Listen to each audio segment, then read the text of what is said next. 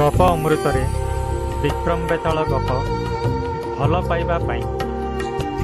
ବେତାଳ କହିଲା, ମୁଁ ତୁମକୁ ଏହିପରି ଜଣେ ଯୁବକର କାହାଣୀ ଶୁଣାଇବି ଯିଏ ପ୍ରଜାଙ୍କର ସମସ୍ୟା ସମାଧାନ କରିପାରିଥାନ୍ତା, ମାତ୍ର ସ୍ୱାର୍ଥବଶତଃ ଏକ ଅଦ୍ଭୁତ ସୁଯୋଗ ହରାଇ ବସିଲା। ସୌମ୍ୟା ବିଜୟନଗରର ପ୍ରମୁଖ ବେପାରୀ ହେମଗୁପ୍ତଙ୍କର ଏକମାତ୍ର କନ୍ୟା। ଦିନେ ସେ ନିଜ ସଖୀମାନଙ୍କ ସହିତ ବନବିହାର କରିବାକୁ ଯାଇଥିଲେ। କିଛି ସମୟ ପରେ ସେ ତାଙ୍କ ସଖୀମାନଙ୍କଠାରୁ ଅଲଗା ହୋଇଗଲେ।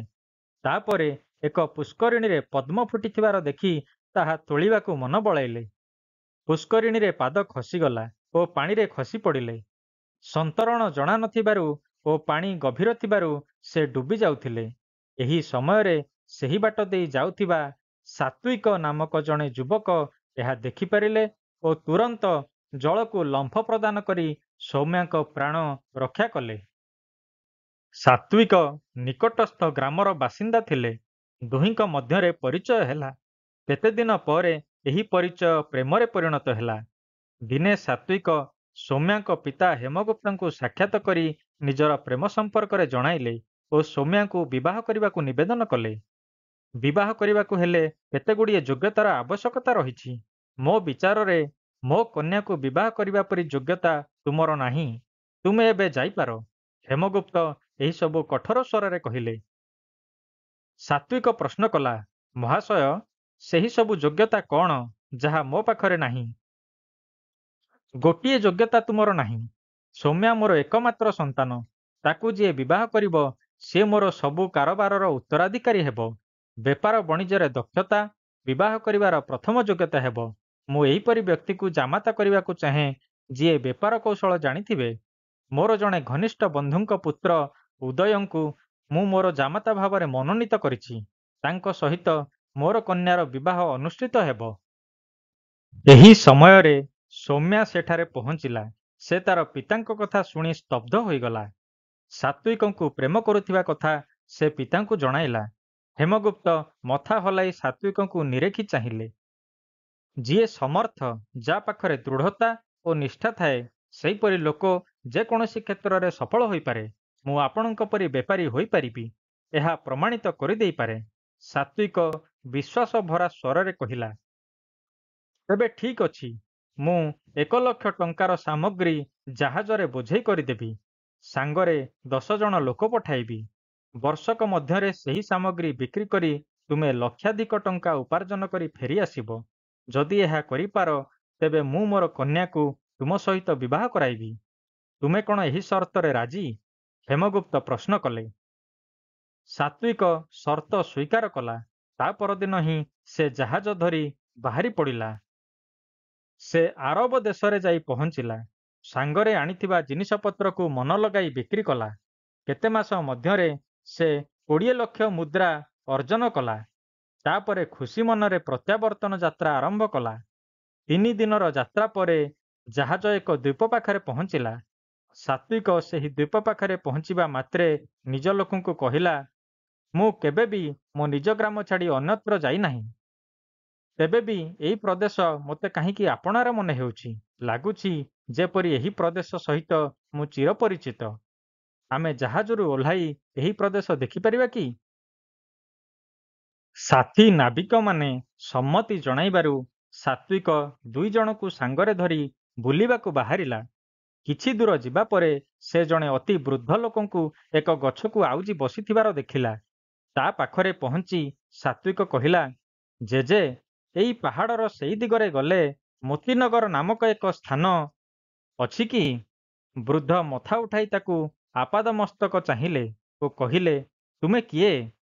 ଆମ ମହାରାଜ ପ୍ରତାପଙ୍କ ପରି ଅବିକଳ ଦିଶୁଛ। ଆମକୁ ଦେଖିବାକୁ କ'ଣ ପୁନର୍ଜନ୍ମ ଲାଭ କରି ଆସିଛ? ଯଦିଓ ମୁଁ ଜଣେ କୃଷକଙ୍କର ସନ୍ତାନ, ତେବେ ଅନେକ ଥର ସ୍ୱପ୍ନରେ ଦେଖେ ମୁଁ ଜଣେ ରାଜା ଓ ମୁଁ ଏକ ଶାସନ କାର୍ଯ୍ୟ ପରିଚାଳନା କରୁଛି। ଏବେ ମୁଁ ବୁଝିପାରୁଛି ମୁଁ ସେଇ ସ୍ୱପ୍ନକୁ ଭୁଲ ବୋଲି ଭାବୁଥିଲି। ସାତ୍ୱିକ ସ୍ମୃତିଚାରଣ କଲାପରି କହିଲା, ହଁ ମହାରାଜ, ମୁଁ ହେଉଛି ସେଇ ଧନଞ୍ଜୟ। ଏହିପରି କହି ସେହି ବୃଦ୍ଧ ଆନନ୍ଦରେ ଲୁହ ଝରାଇଲେ। ତାପରେ ଉଠିପଡ଼ି କହିଲେ, ଆପଣ ପ୍ରକୃତରେ ଆମର ମହାରାଜ। ଆପଣ ସମ୍ପୂର୍ଣ୍ଣ ଠିକ୍ କହୁଛନ୍ତି।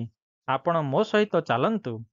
ଆପଣଙ୍କୁ ଦେଖି ଖୁସି ହେବା ପରି ଅନେକ ଲୋକ ଅଛନ୍ତି। ଏହିପରି କହି ଧନଞ୍ଜୟ ଆଗେ ଆଗେ ଚାଲିଲେ। ସେମାନେ ସାଙ୍ଗ ହୋଇ ଚାଲୁଥିବା ସମୟରେ ବୃଦ୍ଧ 50 ବର୍ଷ ତଳର ବହୁତ କଥା କହିଲେ। ବିଳାସୀ ରାଜା ଭୁଜଙ୍ଗେଶ ରାଣୀଙ୍କ ସହିତ ଦେଶ ଭ୍ରମଣରେ ବାହାରି ଥରେ ମୋତିନଗରରେ ପହଞ୍ଚିଲେ। ଚତୁର୍ଦିଗର ଅରଣ୍ୟାନୀ ଶ୍ୟାମଳ ଶୋଭା ଦେଖି ବିମୁଗ୍ଧ ହେଲେ। ଜଳପ୍ରପାତ ଦେଖି ଅଭିଭୂତ ହେଲେ। ରାଣୀ ଅପଲକ ନେତ୍ରରେ ଏଠାକାର ସୁନ୍ଦର ମନୋହର ଦୃଶ୍ୟ ଉପଭୋଗ କଲେ। ଶେଷରେ ସେ ତାଙ୍କ ପତିଙ୍କୁ କହିଲେ, ଏହି ପ୍ରଦେଶରେ ଏକ ସୁନ୍ଦର ଭବନ ନିର୍ମାଣ କରାଇବା। ଗ୍ରୀଷ୍ମ କାଳରେ ଏଠାରେ ଅବସ୍ଥାନ କଲେ ବହୁତ ଆରାମ ମିଳିବ। ରାଜା ପତ୍ନୀଙ୍କ ଇଚ୍ଛାକୁ କେବେ ମଧ୍ୟ ମନା କରିପାରନ୍ତି ନାହିଁ। ରାଜଧାନୀରେ ପହଞ୍ଚିବା ପରେ ଏଠାରେ ଏକ ସୁନ୍ଦର ଭବନ ତୋଳାଇବାକୁ ଅଧିକାରୀମାନଙ୍କୁ ଆଦେଶ ଦେଲେ। ଏହା ଜାଣିପାରି ମୋତିନଗରର ଅଧିବାସୀମାନେ ବିବ୍ରତ ହୋଇ ଉଠିଲେ। ନିଜର ସ୍ୱର୍ଗ ପରି ଗ୍ରାମକୁ ଯେ ଦିନେ ତ୍ୟାଗ କରିବାକୁ ପଡ଼ିବ, ଏହି କଥା ସେମାନେ ସ୍ୱପ୍ନରେ ମଧ୍ୟ କଳ୍ପନା କରିପାରୁନଥିଲେ। ସେମାନେ ପୁରୁଷ ପୁରୁଷ ଧରି ସେଠାରେ ରହି ଆସୁଥିଲେ। ପ୍ରପାତର ନିର୍ମଳ ଜଳରେ କ୍ଷେତ କରି ସୁନା ଫଳାଉଥିଲେ। ଜଣେ ରାଜାଙ୍କର ରାଣୀଙ୍କର ସୁଖ ପାଇଁ ତାକୁ ତ୍ୟାଗ କରିବାକୁ ସେମାନେ ପ୍ରସ୍ତୁତ ନଥିଲେ। ସେମାନେ ଦୁଃଖରେ ହାହାକାର କଲେ। ସେମାନେ ରାଜ ଅଧିକାରୀଙ୍କୁ ଗୁହାରି କଲେ। ମାତ୍ର ଅଧିକାରୀମାନେ ରାଜାଙ୍କ ଆଦେଶକୁ ସର୍ବୋପରି ମାନି ସେମାନଙ୍କ କଥା ଶୁଣିଲେ ନାହିଁ। ଅପରପକ୍ଷେ ଗ୍ରାମବାସୀମାନେ ସ୍ୱଇଚ୍ଛାରେ ସ୍ଥାନ ଛାଡ଼ି ନ ଯିବାରୁ ସେମାନଙ୍କର ଜିନିଷପତ୍ର କାଢ଼ି ଫିଙ୍ଗିଦେଲେ ଓ ସେମାନଙ୍କୁ ତଡ଼ିଦେଲେ। ଏହା ଦେଖି ଗ୍ରାମବାସୀମାନେ କ୍ରୋଧିତ ହେଲେ। ପ୍ରତାପ ନାମକ ଜଣେ ଯୁବକଙ୍କ ନେତୃତ୍ୱରେ ଗ୍ରାମବାସୀମାନେ ଅଧିକାରୀମାନଙ୍କୁ ଆକ୍ରମଣ କଲେ ଓ ସେଠାରୁ ବିତାଡ଼ିତ କଲେ। ଏହା ଜାଣିପାରି ରାଜା କ୍ରୋଧିତ ହୋଇ ଉଠିଲେ। ଗ୍ରାମବାସୀଙ୍କର ବିରୋଧକୁ ଦମନ କରିବା ପାଇଁ ସଶସ୍ତ୍ର ସୈନ୍ୟ ପଠାଇଲେ। ସେହି ସୈନିକମାନେ କେତେଜଣଙ୍କୁ ମାରି ପକାଇଲେ। ପ୍ରତାପ ସମେତ କେତେଜଣ ଯୁବକ ଜଙ୍ଗଲରେ ଲୁଚି ରହିଲେ। ଏହି ଘଟଣାର 9 ମାସ ପରେ ମୋତିନଗରର ରାଜାଙ୍କର ଭବ୍ୟ ଭବନ ନିର୍ମାଣ ସମାପ୍ତ ହେଲା। ସେହି ସମୟରେ ପ୍ରତାପ ଛଦ୍ମବେଶ ଧାରଣ କରି ଦୁଷ୍ଟ ରାଜାଙ୍କ ଅତ୍ୟାଚାର ସମ୍ପର୍କରେ ପ୍ରଚାର କଲେ। କେତେଦିନ ମଧ୍ୟରେ ପ୍ରଜାଗଣ ରାଜାଙ୍କ ବିରୋଧରେ ବିଦ୍ରୋହ କରିବାକୁ ପ୍ରସ୍ତୁତ ହୋଇଗଲେ। ରାଣୀଙ୍କ ସହିତ ମୋତିନଗର ଆସିଥିବା ରାଜାଙ୍କୁ ପ୍ରଜାମାନେ ମାରି ପକାଇଲେ। ଦୁଷ୍ଟ ଭୁଜଙ୍ଗେଶଙ୍କ ଶାସନ ଏହିପରି ସମାପ୍ତ ହେଲା। ଏହି ସମୟରେ ମାତୁଳ ଘରେ ରହିଥିବା ଭୁଜଙ୍ଗେଶଙ୍କ ପୁତ୍ର ମାରବେଶଙ୍କ ବିବାହ ପଡ଼ୋଶୀ ରାଜ୍ୟ ମାର୍ତ୍ତଣ୍ଡକ କନ୍ୟା ସହିତ ଅନୁଷ୍ଠିତ ହେଲା। ପଡ଼ୋଶୀ ରାଜା ଭୁଜଙ୍ଗେଶଙ୍କ ମୃତ୍ୟୁ ସମ୍ବନ୍ଧରେ ସବୁ ତଥ୍ୟ ଜାଣିଥିବାରୁ ତାଙ୍କ ମନ୍ତ୍ରୀଙ୍କ ସାହାଯ୍ୟରେ ପ୍ରତାପଙ୍କ ଅନୁଚରଙ୍କ ମଧ୍ୟରୁ ଜଣକୁ ହାତକୁ ନେଇଗଲେ। ସେହି ଲୋକ ପ୍ରତାପଙ୍କୁ ବିଷ ଦେଇ ମାରି ଦେଇଥିଲା। ଏହାପରେ ଭୁଜଙ୍ଗେଶଙ୍କ ପୁତ୍ର ମାରବେଶ ସେହି ପ୍ରଦେଶର ଅତ୍ୟାଚାରୀ ଶାସକ ହେଲେ। ସବୁ କଥା ଶୁଣାଇ ସାରିବା ପରେ ଧନଞ୍ଜୟ କହିଲେ, ଆପଣଙ୍କ ବିୟୋଗ ସହ୍ୟ କରି ନପାରି ରାଣୀ ପ୍ରାଣ ହରାଇଲେ। ଆପଣଙ୍କ ପୁତ୍ର ଜୟପତି ଏବେ ବି କାରାଗାରରେ ଅଛନ୍ତି। ରାଜା ମାରକେଶ ତାଙ୍କ ପିତାଙ୍କଠାରୁ ମଧ୍ୟ ଅଧିକ ଅତ୍ୟାଚାର କରୁଛନ୍ତି। ମୋତିନଗରର ପ୍ରଜାମାନେ ଇତସ୍ତତ ରହୁଛନ୍ତି। ଆପଣଙ୍କ ପରି ଜଣେ ଦଳପତିଙ୍କର ଖୁବ୍ ଆବଶ୍ୟକତା ରହିଛି। ଧନଞ୍ଜୟଙ୍କ କଥା ଶୁଣି ସାତ୍ୱିକ ସବୁ କଥା ଟିକିନିଖି ମନେ ପକାଇ ପାରିଲେ। ତାପରେ ସେ ବହୁତ ଚିନ୍ତା କଲେ। ନିକଟରେ ଥିବା ସରୋବରରେ ହାତ ମୁହଁ ଧୋଇଲେ। ପୁଣି ଧନଞ୍ଜୟଙ୍କ ପାଖକୁ ଆସି କହିଲେ, ଧନଞ୍ଜୟ, ମୋତେ କ୍ଷମା କର। ଏହାପରେ ସେ ଜାହାଜ ଆଡ଼କୁ ଆଗେଇ ଗଲେ। ଗୋଟିଏ ସପ୍ତାହ ପରେ ସେ ବିଜୟନଗରରେ ପହଞ୍ଚିଲେ। ହେମଗୁପ୍ତଙ୍କ ସର୍ତ୍ତଠାରୁ ଢେର ଅଧିକ ଅର୍ଥ ଉପାର୍ଜନ କରି ସେ ନିଜକୁ ଯୋଗ୍ୟ ପ୍ରମାଣିତ କଲେ। ତାପରେ ସୌମ୍ୟାଙ୍କୁ ବିବାହ କରି ଆରାମରେ ଜୀବନ ବିତାଇଲେ। କାହାଣୀ ଶୁଣାଇ ସାରି ବେତାଳ ନିଜର ସନ୍ଦେହ ବ୍ୟକ୍ତ କରି ପଚାରିଲା, ରାଜନ୍, ହେମଗୁପ୍ତଙ୍କୁ ସାତ୍ୱିକ ଜଣାଇଥିଲା ଯେ ଦୃଢ଼ ସଂକଳ୍ପ ଓ ସମର୍ଥ ବ୍ୟକ୍ତି ଯେକୌଣସି କ୍ଷେତ୍ରରେ ସଫଳ ହୋଇପାରେ। ତେବେ ସେ ଏପରି ସୁଯୋଗ ହାତଛଡ଼ା କରିଦେଲା କାହିଁକି? ଜଣେ ବେପାରୀଙ୍କର ଜାମାତା ହେବା ଅପେକ୍ଷା ପ୍ରଜାମାନଙ୍କର ଅତ୍ୟାଚାରରୁ ମୁକ୍ତ କରିବା ଓ ରାଜ୍ୟର ଅଧିପତି ହେବା କ'ଣ ଉତ୍ତମ ଲକ୍ଷ୍ୟ ନୁହେଁ? ନିଜର ପୂର୍ବଜନ୍ମ ବୃତ୍ତାନ୍ତରେ ତାଙ୍କର କ'ଣ ବିଶ୍ୱାସ ହେଲା ନାହିଁ? ଯଦି ବିଶ୍ୱାସ ଥିଲା, ତେବେ ନିଜ ସନ୍ତାନକୁ କାରାଗାରରେ ସଢ଼ିବାକୁ ଛାଡ଼ିଦେଲେ କାହିଁକି? ମୋର ଏହି ସନ୍ଦେହର ସମାଧାନ ଜାଣି ସୁଦ୍ଧା ନୀରବ ରହିଲେ ତୁମର ମସ୍ତକ ଶତଧା ବିଦୀର୍ଣ୍ଣ ହେବ।